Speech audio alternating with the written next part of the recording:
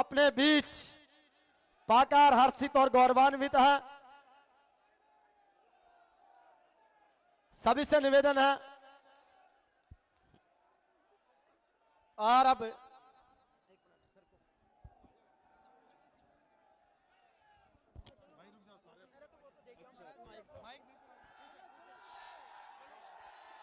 जोरदार तालियों से अभिनंदन करें सचिन पायलट साहब।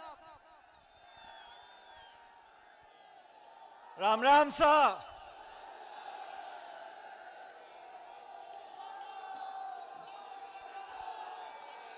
आज इस मारवाड़ की पवित्र धरती पर वीर तेजाजी जी की ऐतिहासिक मिट्टी में पर्वतसर नागौर में आपके बीच में अपने आप को पाकर मैं बहुत गर्वान्वित हूं, प्रफुल्लित हूं। हमारे पर्वतसर के विधायक, नौजवान साथी रामनिवास गावड़िया जी, प्रदेश सरकार में हमारे मंत्री आदरणीय हेमाराम जी, और हेमाराम जी का 2 या 3 दिन के बाद जन्मदिन है 75वां। तो अब सब जोरदार तालियां बजाकर हेमाराम जी का स्वागत करो और ये भगवान से दुआ करें कि आज से 25 साल बाद इनके 100वें जन्मदिन पर फिर यहां पे ताली बजाएंगे हेमाराम जी के लिए। मुकेश भाकर जी, हमारे विधायक लाडनू से, हमारे पूर्व मंत्री और पूर्व विधायक नसीम जी, बनाराम जी, मीरा देवी जी प्रधान, रामनारायण जी प्रधान, विद्याधर जी चौधरी साहब, ज्योति खंडेलवाल जी, प्रशांत शर्मा जी, महेंद्र अलावता जी, इरफान चौधरी जी, लक्ष्मण जी, ब्रिज किशोर मेराड़ा जी, पुराराम चोयल साहब, गोपाल जी, राजूराम जी, कमल बकोलिया जी, अनिल चोपड़ा जी, मंच पर उपस्थित सभी नेतागण, और आज पर्वतसर में नागौर में इतनी बड़ी संख्या में पधारे हुए मेरे किसान भाइयों, आदरणीय बुजुर्गों, माताओं, बहनों और दोस्तों, आज से कुछ दिन पहले रामनिवास जी जयपुर में मुझसे मिलने आए थे और इन्होंने कहा कि मेरे क्षेत्र में नागौर में हम सब किसान भाई मिलकर एक संदेश देना चाहते हैं, एक संकल्प लेना चाहते हैं और एक किसान सम्मेलन का आयोजन हम करना चाहते हैं।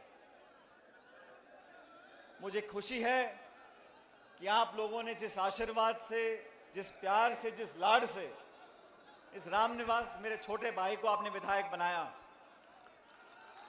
ये रामनिवास जी जब जयपुर में यूनिवर्सिटी में पढ़ते थे, सुनो शांति से मेरी बात को सुनो, रामनिवास जी जयपुर में पढ़ते थे यूनिवर्सिटी में, तो ये मेरे पास, उस समय मैं प्रदेश का अध्यक्ष था, तो यूनिवर्सिटी में इन्होंने NSUI से अध्यक्ष पद का टिकट मुझसे मांगा था और मेरा मन था कि इनको यूनिवर्सिटी में अध्यक्ष पद का मैं टिकट दूं NSUI का, लेकिन परिस्थिति ऐसी बनी कि इनको हम यूनिवर्सिटी का टिकट नहीं दे पाए।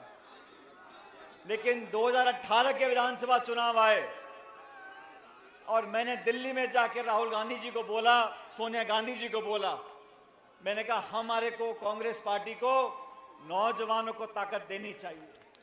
और उस समय मैंने मुकेश जी और रामनिवास जी को मैंने कहा, रामनिवास मैं तुम्हें यूनिवर्सिटी का टिकट तो दे नहीं पाया, मैं तुझे MLA का टिकट दूंगा।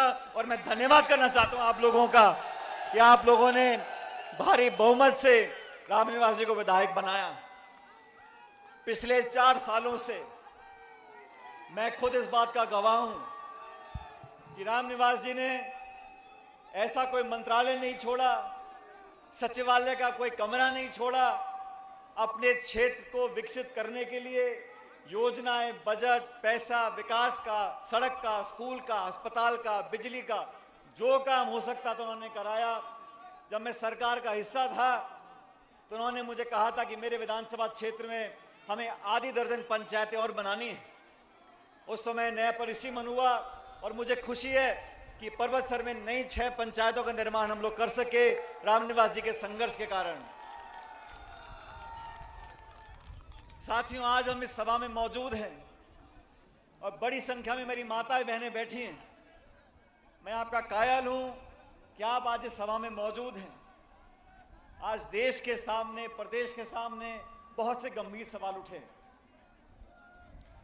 आप जानते हो, इस देश में 2/3 आबादी जमीन पर, कृषि पर निर्भर है और किसानों की व्यवस्था को बेहतर बनाने का वादा बीजेपी ने केंद्र में सरकार बनाने से पहले किया था।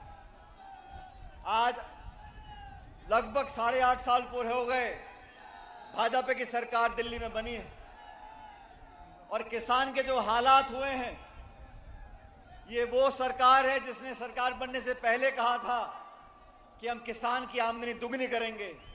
मैं पूछना चाहता हूं नरेंद्र मोदी जी से, मैं पूछना चाहता हूं दिल्ली की सरकार से, आपने किस किसान की आमदनी दुगनी करी है? आज किसान परेशान है। आज खाद, बिजली, पानी सारी कीमतें बढ़ गई, महंगाई आसमान छू रही है। आपने किसान की मदद करने की जगह उस पर प्रहार किया और दिल्ली में 3 ऐसे कानून बनाने की कोशिश करी जिससे किसान की कमर टूट जाती।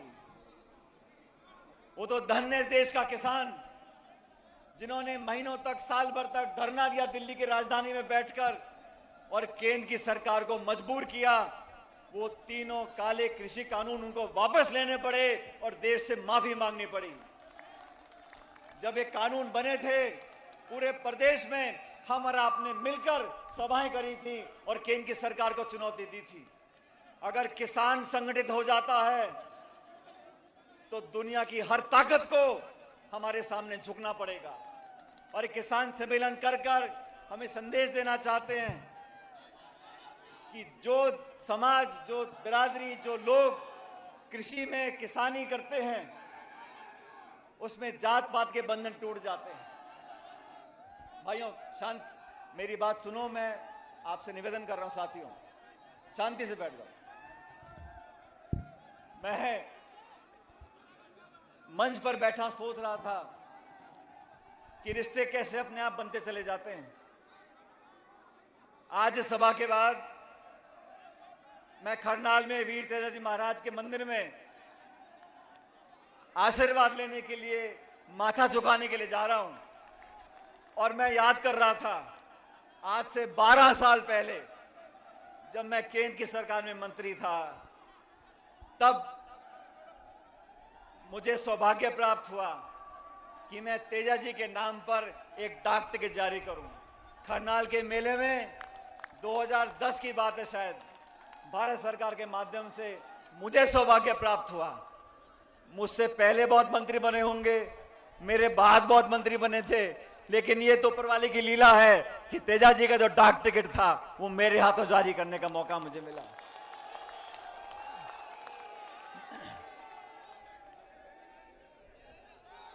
साथियों, इस देश में आज से 9 साल पहले जो भारत की जनता पे कर्जा था वो 56 लाख करोड़ का था।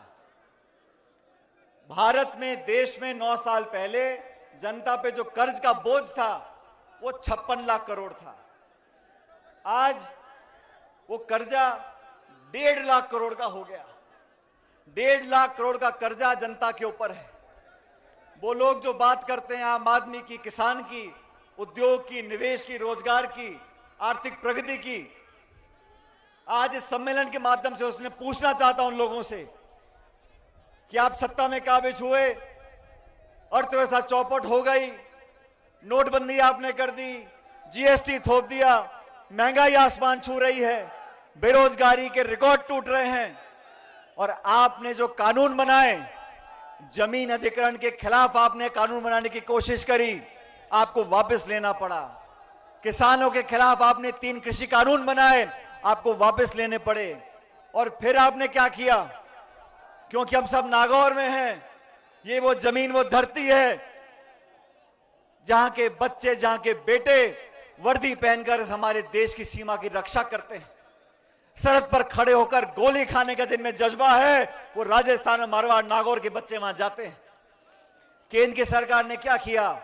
एक नई योजना बना दी, अग्निवीर की योजना। यह अग्निवीर की योजना क्या है? जो पहले बच्चा भर्ती होता था, मेहनत कर कर फौज में अपना नाम रोशन करता था, अब इन्होंने कहा कि तुम भर्ती हो गए तो 4 साल में आपकी छुट्टी कर देंगे। ये भर्ती प्रणाली के साथ ये धोखा है। और मैं समझता हूं अग्निवीर जैसे योजना बनाने वाले वो लोग हैं जो जानते नहीं कि जो बात हेमाराम जी बोल रहे थे, जय जवान और जय किसान। कौन से उद्योगपति के बच्चे जाके फौज में भर्ती होते हैं? किसान का बच्चा जाके फौज में भर्ती होता है। मेहनत करते हैं, सालों तक परिश्रम करते हैं, परीक्षा में पास होते हैं, फिजिकल टेस्ट में पास होते हैं और फिर जाके वो भर्ती होते हैं। तो केंद्र में बैठे लोगों को ना तो जमीनी हालात का पता है और ना लोगों के जज्बात को उनको मालूम है। धर्म के नाम पर, जाति के नाम पर, भाषा के नाम पर, प्रांत के नाम पर लोगों में विभाजन कर कर वोट लेना जानते हैं। लेकिन हम सब लोग अगर संकल्प लेंगे, मुझे पूरा विश्वास है आने वाले समय में आपका संपूर्ण आशीर्वाद हम लोगों को मिलेगा। आज इस देश में जो हालात बन गए, जो लोग पहले अमीर थे वो इतने अमीर बन गए और जो लोग गरीब थे वो और गरीब हो गए। जब मनमोहन सिंह जी की सरकार दिल्ली में थी साथियों, 10 साल के कार्यकाल में 14 करोड़ लोगों को गरीबी रेखा से ऊपर उठाया था। 14 करोड़ लोगों को गरीबी रेखा से ऊपर उठाया था। आज के हालात क्या है? देश की 10% लोगों के पास, देश के 10% लोगों के पास इस भारत की 2/3 संपत्ति है। 66% संपत्ति इस पूरे भारतवर्ष की 10% लोगों के हाथों में चली गई।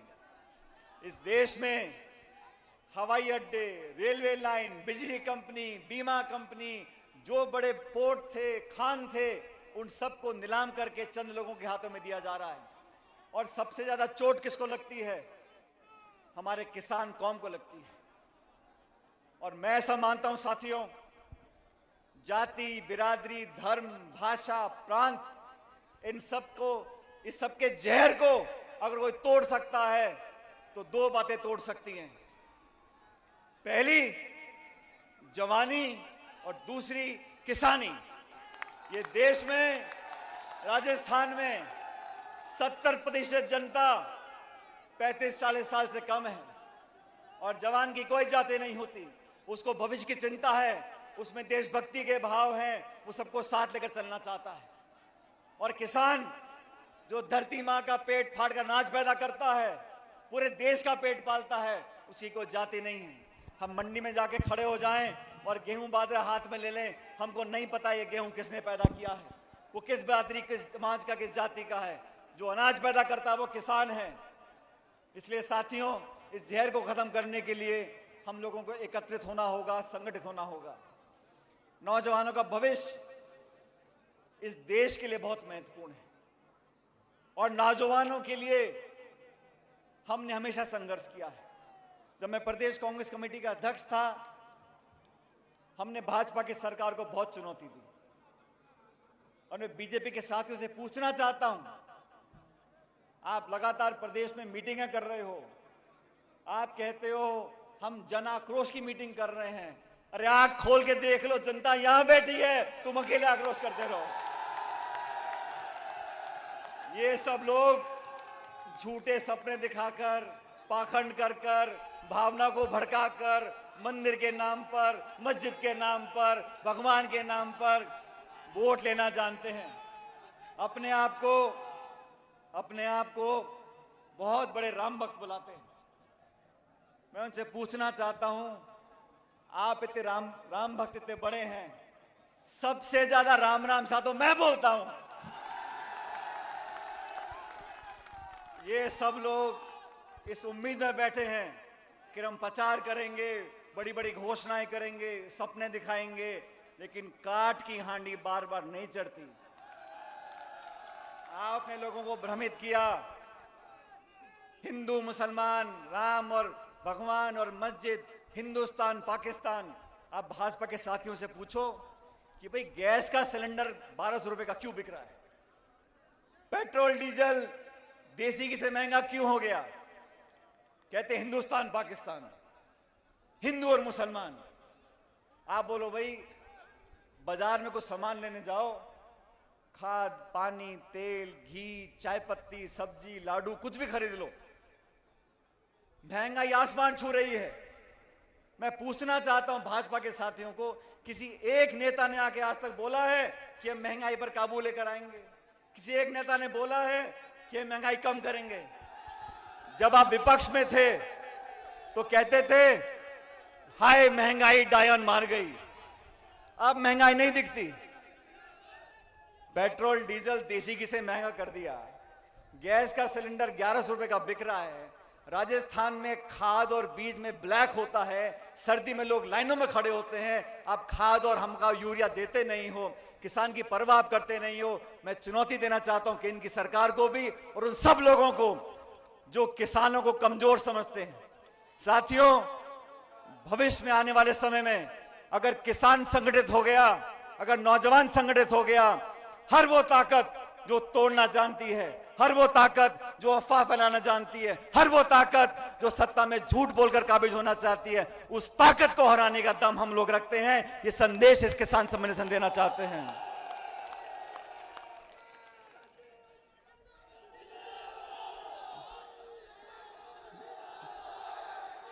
किसान के नाम पर राजनीति सब करते हैं, लेकिन किसानों के हालात आज क्या हैं? केंद्र की सरकार को 9 साल होने आए। अगर कोई बहुत बड़ा उद्योगपति है, करोड़पति है, उसकी तुलना आप छोटे किसान से करो। जो किसान 2 बीघे में खेती करता है, जो किसान 2-3 बीघे में खेती करता है, उसको अगर एक ट्रैक्टर खरीदना है, उसको अगर एक बोरिंग करवानी है, उसको अगर एक गाय या भैंस खरीदने के लिए 50,000 रुपए का बैंक से कर्जा चाहिए, तो वो भला आदमी बैंक के 10 चक्कर काटेगा, फिर उसको प्रमाण पत्र चाहिए, फिर उसको दस्तखत चाहिए, फिर उसको क्या गिरवी रखोगे, और 15 चक्कर काटने के बाद 50,000 का अगर कर्जा किसान को मिलता है तो बीच में उसको 10,000 रुपए की कमीशन देनी पड़ती है, और फिर जाके उसको कर्जा मिलता है। और कोई बहुत बड़ा खरबपति हो, एक बैंक में फोन कर दे तो बैंक का मैनेजर पैदल भागता हुआ जाके चेक देके आता है उसको। ये व्यवस्था बदलनी पड़ेगी, व्यवस्था बदलनी पड़ेगी। इस देश का किसान जो पूरी भारतवर्ष की जनता का 130 करोड़ लोगों का पेट पालता है, उसको आज भी दर दर भटकना पड़ता है। हमारी माताएं बहनें बैठी हैं, आज 70-75 साल हो गए, आज भी पानी लाने के लिए हमको कई किलोमीटर चलना पड़ता है, आज भी छोटे मोटे काम कराने के लिए हमको माथे रगड़ने पड़ते हैं, नाक रगड़नी पड़ती है। इस व्यवस्था को बदलना है, और व्यवस्था को वही लोग बदल सकते हैं जिनमें संघर्ष करने की शक्ति और ताकत है। जो नौजवान आपके साथ खड़े रहे हैं, हमारा छोटा भाई रामनिवास जी ने मुझे कहा, पायलट साहब मैं किसान सम्मेलन करना चाहता हूं। मैंने कहा कहां पर करोगे? उन्होंने कहा परबतसर में करूंगा। मैंने निवेदन किया, मैंने कहा आप अकेला सम्मेलन कर लोगे? उन्होंने कहा जैसे लोगों ने आप पर विश्वास किया है, आप मुझ पर विश्वास करके देखो। और मैं देख रहा हूं आज इतनी बड़ी संख्या में आप सब यहां मौजूद हो।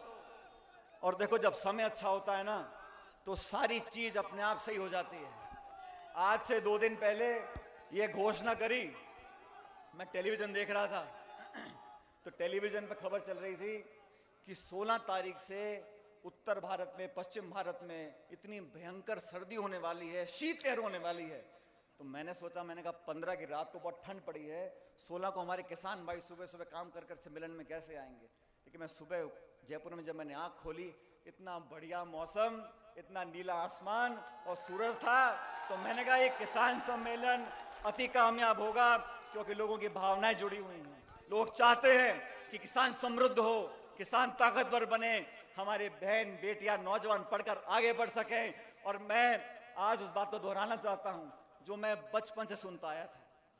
मैं जब स्कूल में पढ़ता था तो अक्सर जो शौकीन होते हैं घर के बच्चे, मैं भी पायलट साहब के साथ, मेरे स्वर्गीय पिताजी के साथ सभाओं में जाता था और सभाओं में अक्सर वो बोला करते थे कि इस देश की व्यवस्था को, अर्थव्यवस्था को बदलना है तो जो लोग इस देश को चलाते हैं उन कुर्सियों पर वो लोग बैठें, गांव और गरीब और किसान के बच्चे उन कुर्सियों पर बैठेंगे तो उसकी कलम उनके लिए चलेगी जिस देश में जो लोग अनाज पैदा करते हैं। जब तक गरीबों के बच्चे, किसानों के बच्चे उन कुर्सियों पर नहीं बैठेंगे, जिस कुर्सी से इस देश और प्रदेश में नियम कानून बनते हैं, तब तक सही मानने में हमारा भला नहीं हो सकता। वोट की ताकत ऐसी ताकत है साथियों, वोट की ताकत इस जमहूरियत में, इस लोकतंत्र में, इस प्रजातंत्र में इतनी बड़ी ताकत है। कोई कितना घमंड कर ले, कोई कितनी बड़ी ऊंचाई पे पहुंच जाए, लेकिन 5 साल के बाद हाथ जोड़कर गांव और गरीब को गणेश मानकर पूजा करनी पड़ती है, वोट मांगने पड़ते हैं, हाथ जोड़कर शीश झुकाना पड़ता है। इसलिए अपनी वोट की ताकत को हम और आप समझते हैं। आने वाले समय में भी मैं चाहता हूं आपका आशीर्वाद बना रहे। जिस प्रकार से हम लोग मेहनत कर रहे हैं, आप सब जानते हो 7 सितंबर 2022 को कन्याकुमारी से राहुल गांधी जी ने एक यात्रा शुरू करी, भारत जोड़ो यात्रा। मेरा सौभाग्य था कि मैं कन्याकुमारी में उस दिन था और 7 सितंबर को मेरा जन्मदिन होता है, तो मैंने कहा भाई सोने पे सुहागा है, भारत जोड़ो यात्रा हो रही थी। मैंने कहा राहुल जी को, मैंने कहा मेरा जन्मदिन है, लेकिन वो यात्रा शुरू करी हम लोगों ने और 18 दिन तक, और ये हेमाराम जी पता नहीं है बैठे, ये कह रहे हैं मैं बूढ़ा हो गया हूं, हेमाराम जी ने 18 दिन जितनी तेज राहुल गांधी जी चले उससे ज्यादा तेजी से चलते रहे, सुबह और शाम दिन के 25 किलोमीटर चले और वो यात्रा निकाली थी। देश में जो माहौल पैदा हुआ है, संवैधानिक संस्थाओं को खोखला करने की जो मुहिम चली है, देश में जो नफरत और टकराव पैदा हुआ है, देश में जो भय का माहौल पैदा हुआ है, उसके खिलाफ आवाज उठाई है और लगातार 3200 किलोमीटर चलकर ये संदेश दिया है कि ना सिर्फ कांग्रेस जन, लेकिन देश का हर नागरिक एकता, प्यार, मोहब्बत, भाईचारा ये फैलाना चाहता है और वो महक और खुशबू पूरे देश में आज फैल रही है। आज उनकी यात्रा राजस्थान से निकल गई। हम सबकी जिम्मेदारी बनती है कि आने वाले समय में 26 तारीख को कांग्रेस पार्टी एक हाथ से हाथ जोड़ो अभियान चालू कर रही है। लोगों को जोड़ना चाहते हैं, ब्लॉक में, पंचायत में, जिला मुख्यालय पर, पूरे प्रदेश में 36 कौम के लोग, चारों धर्म के लोग मिलकर एकजुटता सामने आए और हम सब अगर संगठित रहेंगे, हम आपस में एक दूसरे पर भरोसा करेंगे, तो मुझे पूरा विश्वास है कि सारे हमारे अभियान कामयाब होंगे। नौजवानों के भविष्य की चिंता हम सब लोगों को है और मैं सच बताता हूं, जब मैं अखबार में खबर पढ़ता हूं, देखता हूं कि हमारे प्रदेश में कभी पेपर लीक हो गए, कभी परीक्षा कैंसिल हो गई, तो मन आहत होता है, मन में पीड़ा होती है कि वो लाखों लाख बच्चे और गांव में एक नौजवान अगर परीक्षा की तैयारी करता है, उसके माता पिता को, उसके परिवार को कितनी यातनाएं, कितनी पीड़ा, कितनी मुश्किलों का सामना करना पड़ता है। कहां से वो ट्यूशन के पैसे लाता है, किताबों के पैसे लाता है, दिन रात मेहनत करता है और विपरीत परिस्थितियों में पढ़ाई और परीक्षा की तैयारी करता है। जब ऐसा प्रकरण सामने आता है तो सच में मन बहुत आहत होता है। मैं उम्मीद करता हूं कि आने वाले समय में ये जो छोटी मोटी दलाली करते हैं, बजाय इनके जो सरगना हैं, जो उस प्रकार के काम को होने देते हैं, उनको पकड़ना चाहिए। क्योंकि इस देश का नौजवान अगर सही रास्ते पर नहीं चलेगा, उसको उसकी मेहनत का फल नहीं मिलेगा, उसके विश्वास में कमी आ जाएगी, तो हमारे समाज के लिए, हमारे प्रदेश के लिए, हमारे देश के लिए अच्छा संकेत नहीं है। मैं आप लोगों से सिर्फ इतना निवेदन करना चाहता हूं साथियों, किसानों को इकट्ठा करने के लिए, नौजवानों में वो विश्वास कायम करने के लिए, वसुंधरा जी की सरकार थी राजस्थान में 5 साल, 163 विधायक थे, कांग्रेस के रह गए 21। प्रदेश कांग्रेस का मैं अध्यक्ष बना और उन 5 सालों में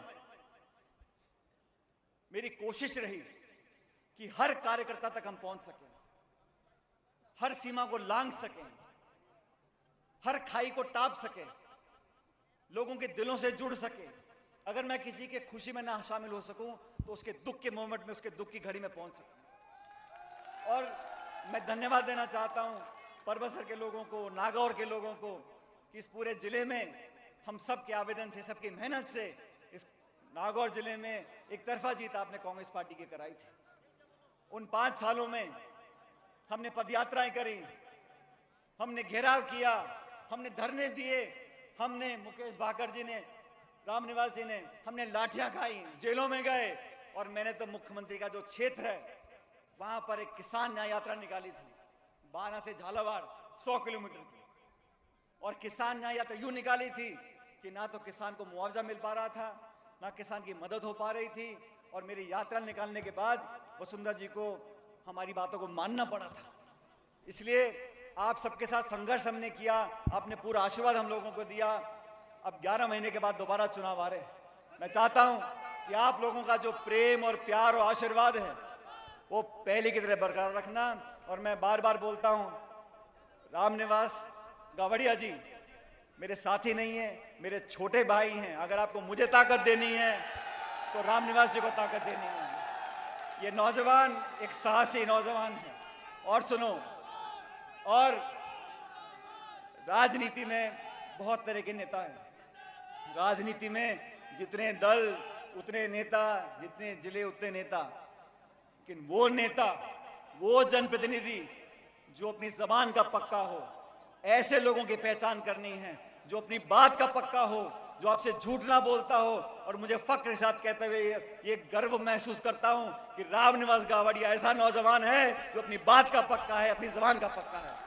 इसलिए ये जाति बिरादरी के चंगुल से बाहर निकलकर 36 कौम के हम सब लोग अगर इकट्ठे हो जाएंगे तो मुझे लगता है आने वाला समय हमारा और आपका है। अभी केंद्र की सरकार बहुत सारे वादे करती है, लेकिन मैं इस किसान सम्मेलन से, साथियों, मैं इस किसान सम्मेलन से आपके सामने एक बात रखना चाहता हूं। ये 3 कृषि कानून वापस ले लिए, केंद्र सरकार ने माफी मांग ली, लेकिन आज तक भी एमएसपी पर कानून नहीं बनाया। न्यूनतम समर्थन मूल्य पर अभी तक कानून नहीं बनाया। एमएसपी पे जो खरीद होती है उस पर कानून नहीं बनाया। मैं आप सबसे चाहता हूं, इस संदेश नागौर से जाए दिल्ली तक कि एमएसपी पर कानून बने। ऐसा प्रस्ताव मैं सभा में रखता हूं। अगर आप मेरा समर्थन करते हो तो हाथ खड़े होकर बताओ कि एमएसपी पर कानून बनना चाहिए, किसान की खरीद होनी चाहिए। और जो वादे आपने किए थे किसान की आमदनी दुगनी करने का, उस वादे को पूरा करो। आज इस सभा में आप सब लोगों ने जो उत्साह दिखाया है, जिस जोश और जिस प्यार के साथ आपने भागीदारी निभाई है, मैं आप लोगों का हमेशा कायल रहूंगा। और इस मंच से मैं आप लोगों से वादा कर कर जाता हूं, जब जब मैंने आपसे प्यार मांगा है आपने दोनों हाथों से दिया है। मैं भी आपको वादा करता हूं, जब चाहोगे, जहां चाहोगे, मैं आपके लिए खड़ा रहूंगा, आपसे कंधे से कंधा मिलाकर रहूंगा। और जो भी आप लोगों की मांगे होंगी उनको पूरा कराने के लिए मैं को कभी छोड़ने वाला नहीं हूं। मेरे साथ साथियों, जोरदार नारा देना, जय हिंद, जय हिंद, जय हिंद। बहुत बहुत धन्यवाद। राम राम साहब।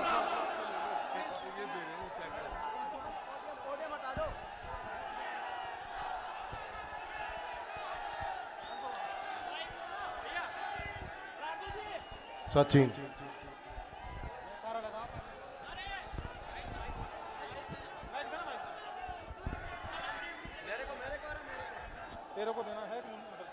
बहुत बहुत धन्यवाद। और लीजिए अब ये पोडियम हटा दो, नीचे हटा दो पोडियम एक बार। आदरणीय पायलट पोडियम को नीचे हटा दो, बिल्कुल नीचे हटा दो एक बार। आदरणीय पायलट साहब को ये हल भेंट करके और ट्रैक्टर भेंट करके किसान समृद्धि का ये संदेश दिया जा रहा है। किसान एकता का ये संदेश आदरणीय पायलट साहब को परबतसर की इस पावन धरती से दिया जा रहा है। बहुत अभिनंदन, स्वागत। परबतसर के लाडले विधायक भाई रामनिवास गावड़िया के स्नेह और दुलार में परबतसर के नेताजी सुभाष चंद्र बोस स्टेडियम में आदरणीय श्री पायलट साहब के मुख्य आतिथ्य में जो प्रदेश का सबसे बड़ा किसान सम्मेलन होने का गौरव पाया है, जिसमें हमारे लाडले विधायक लाडले से मुकेश भाकर जी, दातारामगढ़ से वीरेंद्र जी चौधरी, हमारे फुलेरा से विद्याधर जी, हमारे पुष्कर से नसीम अख्तर, हमारे विशेष रूप से इस कार्यक्रम में कैबिनेट मंत्री श्री हेमाराम जी चौधरी समेत गणमान्य जनों की उपस्थिति का बहुत हार्दिक अभिनंदन, स्वागत है। साथ ही इस अवसर पर हमारे जयपुर ग्रामीण साहिब भाई अनिल चोपड़ा जी, भोपालगढ़ से सरपंच संघ के श्री पारस गुजर जी, हमारे पूर्व प्रधान बन्नाराम जी समेत सभी महानुभावों का बहुत अभिनंदन। एक ऐतिहासिक ताकत, ऐतिहासिक जन सैलाब, जिसमें चाहे महिला शक्ति की उपस्थिति हो, चाहे युवा साथियों की, किसान भाइयों की, एक बहुत बड़ी ताकत हम सब